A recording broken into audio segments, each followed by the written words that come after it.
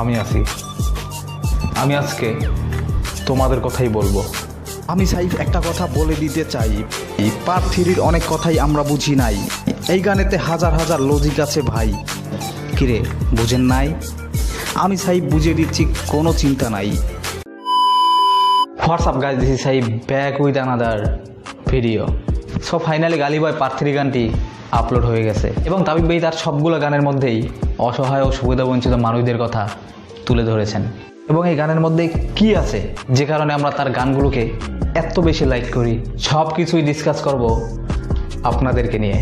So অনুরোধ থাকবে ভিডিওটি শেষ পর্যন্ত দেখার জন্য। আর হ্যাঁ, প্লিজ ভিডিওতে একটা লাইক করে দিও।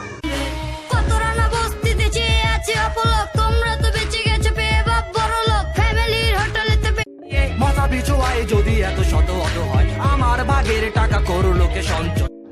হ্যাঁ তাই তো, মাথা পিছু আয় যদি এত টাকা হয় তাহলে আপনারটা এবং আমারটাও কোথায়?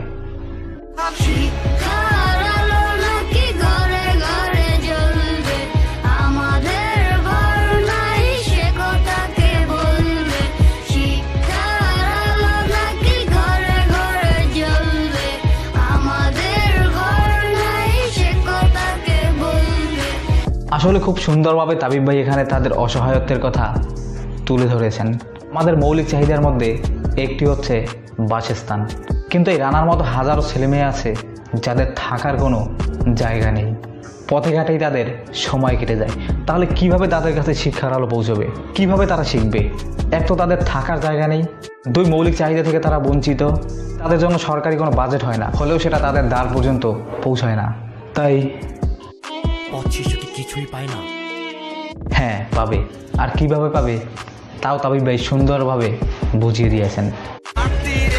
টাকা যদি নাই পান, ছোট করে বলি তবে এইটারও সমাধান। বিলাসী পণ্যের ভ্যাট দিন বাড়িয়ে হয়ে যাবে 500 কোটি টাকা ছাড়িয়ে। হ্যাঁ, বর্তমানে অনেক শপিং মল আছে, মার্কেট আছে, বাড়ি গাড়ি আছে, তারা কিন্তু সঠিকভাবে ট্যাক্স দিচ্ছে না। তারা বিলাসিতায় মগ্ন।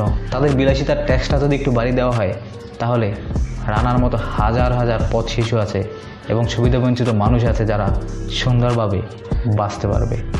আমার কথাগুলো শুনতে হয়তো খারাপ লাগতে পারে, কিন্তু আসলেই এটাই বাস্তব। তাই আসুন আমরা সবাই সুবিধাবঞ্চিত মানুষদের পাশে দাঁড়াই। এবং তাবিব ভাইকে স্পেশালি অসংখ্য ধন্যবাদ, কারণ এইসব সুবিধাবঞ্চিত মানুষদের পাশে থেকে তাদের কষ্টের কথাগুলো তার গানের মাধ্যমে তুলে ধরার জন্য। আর আসুন আমরা সবাই অতিরিক্ত বিলাসিতা না করে এসব অসহায় ও সুবিধাবঞ্চিত মানুষদেরকেও বাঁচতে দেই। সব ভিডিওটি ভালো লাগলে একটি লাইক, কমেন্ট, শেয়ার, সাবস্ক্রাইব করে দিও। আর দেখা হচ্ছে পরবর্তী ভিডিওতে। This is Saif. আসসালামু আলাইকুম। আমিও বলি আমি তো বালানা আপনার ভালো